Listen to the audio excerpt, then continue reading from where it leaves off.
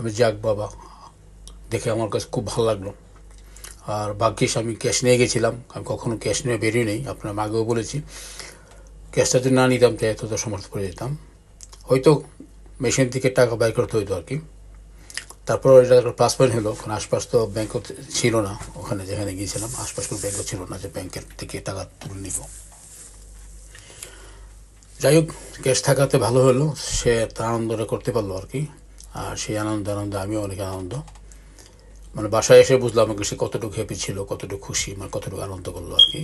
আর যদি আমার সাথে থাকতে এতটা খুশি ছিল, অনেক খুশি, সে বারবার বলতেছিল অনেক হ্যাপি অনেক হ্যাপি। কিন্তু বাসা আসার পর সে যে সবার সাথে যেভাবে বলতেছিল যে আমি এটা করলাম ওইটা করলাম এবে করলাম, বাবা এটা করলো, বাবা এটা দিল আমাকে, মানে আমি খুব মানে তাকে এলাম, আমাকে সে কত খুশি ছিল আমি কল্পনা করতে পারিনি যে সে এত খুশি হবে। খুশিরাই সব কিছু, টাকা পয়সা কি আজকে আছে কালকা নাই, এই খুশিটাই থাকবে আর এটাই ভালো লাগবে আর কি। মনে করেন আমি আজকে একটা আপনাদের সামনে ব্লগ করতেছি, আমার কথাগুলো থাকবে, হ্যাঁ, কিন্তু একদিন আমি থাকবো না, ভালো থাকবে।